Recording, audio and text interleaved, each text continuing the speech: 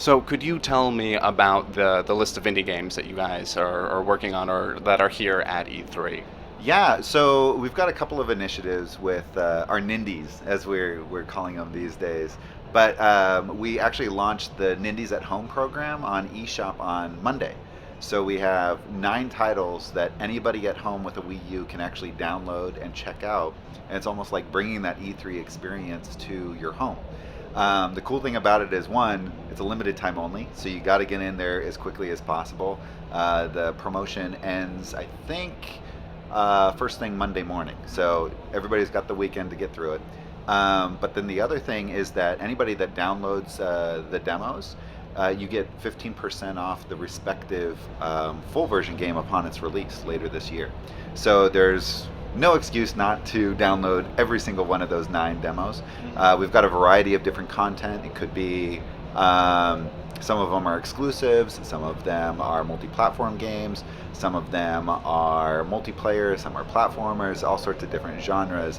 But really cool snapshot. And what I'm most proud of the team for is that we actually had to change like internal guidelines and policies in order to bring this to fruition. Because it's almost like kind of like an early access type of pieces of content, because these are games that are still in production. They are not finished. Some of them aren't even coming out until towards the end of the year. So to get such an early sneak peek, it's like coming to a trade show and seeing what that looks like. But we actually had to make sure that these games didn't break or bust the hardware or do anything that maybe if you have tech support on hand at a show like E3 that you could address. So very polished experiences, really cool gameplay.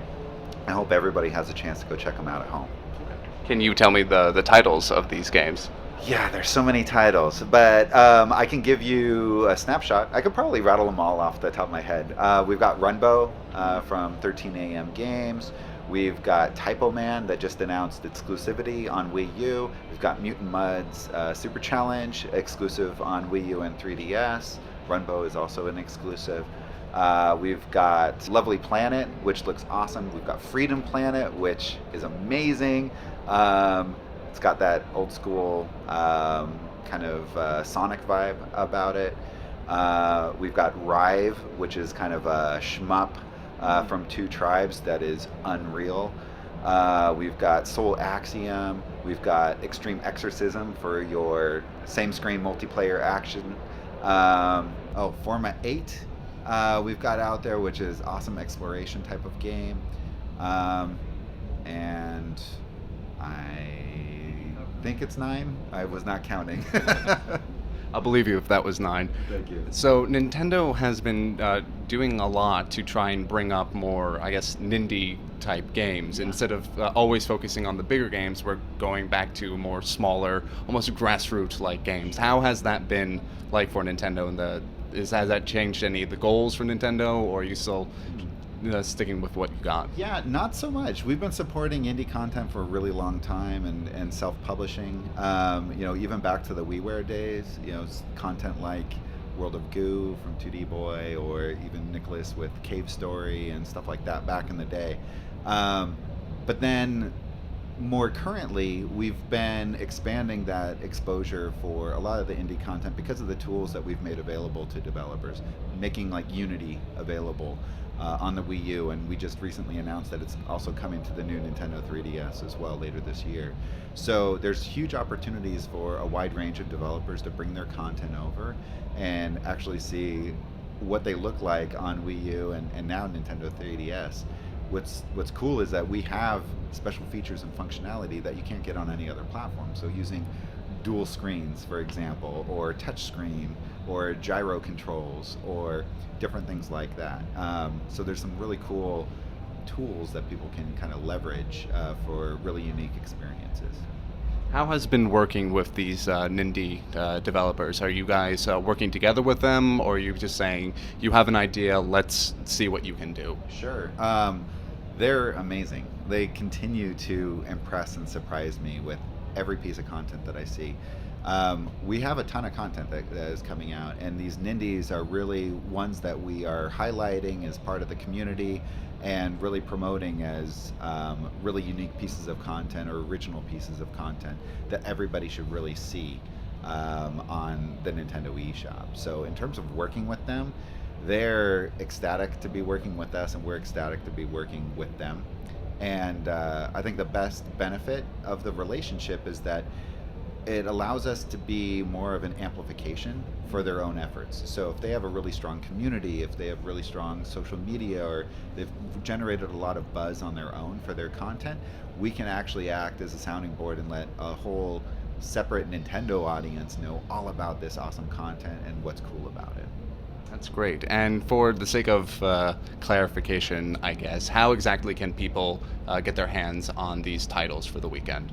Oh yeah, all you have to do is go into the Nintendo eShop on Wii U, and they're front and center there. You can go in, you can download any or all of them, and they just go down to your. Once you have them, then you have them forever. But they're only available for download until this Monday morning. So you gotta act now. Easy as pie. And I guess my last question is a little more personal. What is your personal favorite title that is out for right now? Oh, they're all my babies. That's a smart answer. I love all of them, but what's been really cool here at E3 is that we've actually been able to bring a lot of that Nindy content to like Treehouse Live, and to be able to do live demos for them and have that streaming so that people can actually see not only the gameplay but actually hear the developer voice behind it. So we've been able to showcase Runbow and that 9-player multiplayer that they've got going. They also announced single-player mode and online multiplayer, so you don't have to have 9 friends in order to play the game.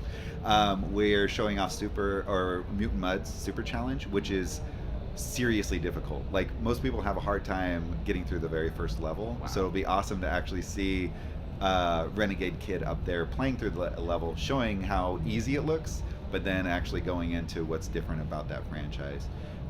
We're debuting Fast Racing Neo on Treehouse Live today. First playable, really cool futuristic racer type of game coming from Shinin. It looks gorgeous, and that's going to be awesome. We're showing off SteamWorld Heist from Image and Form, which actually it's debuting on Nintendo 3DS, even though it's going to be a multi-platform game. So we're really excited to be showing off that for the first time on 3DS publicly. And then we're also showing off Typo Man, which just announced its exclusivity for Wii U. And that's a really cool kind of puzzle platformer that utilizes words in order to navigate these levels. It's really cool, really original. But I encourage everybody to kind of check that out as well. So really cool to have that amplification here at E3, but also the ability for people to check out content at home as well.